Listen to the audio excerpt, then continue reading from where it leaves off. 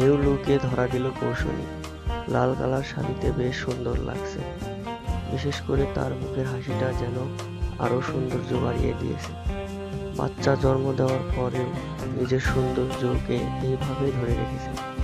তো বন্ধুরা, এই ছিল আজকের ভিডিওটি ভালো লাগলে অবশ্যই লাইক ও শেয়ার করবেন এবং কৌশলীকে কেমন লেগেছে অবশ্যই কমেন্ট করে জানাবেন। নতুন নতুন ভিডিও পেতে অবশ্যই আমাদের চ্যানেলকে সাবস্ক্রাইব করবেন।